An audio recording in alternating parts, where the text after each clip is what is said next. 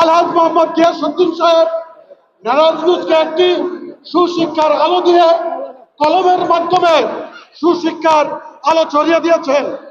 তাই আমাদের নেতা তাদের নেতার ভিতরে অনেক পার্থক্য।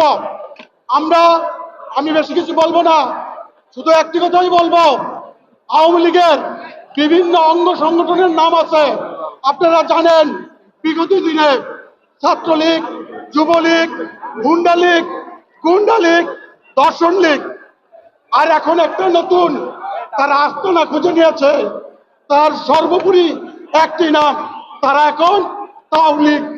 সবাই বরকে পরে পালিয়ে গিয়ে তাওলীগে যোগ দিচ্ছে। তাদের এলাকায় গ্রহণযোগ্যতা নাই বলে, কোথাও আস্তানা খুঁজে নাই বলে তারা এখন আওয়ামী লীগ নামে তাওলীগে চলে গেছে। সেই স্বৈরাচারী ফ্যাসিস্ট দেশ থেকে পালিয়ে যেতে বাধ্য হয়েছে। আর আমাদের নেত্রী আজকে মুক্ত, আজকে সম্মানিত, আজকে সকল জায়গায় সম্মানিত। এত বড় অন্যায়কারীরে আল্লাহ ছেড়ে দেয় নাই।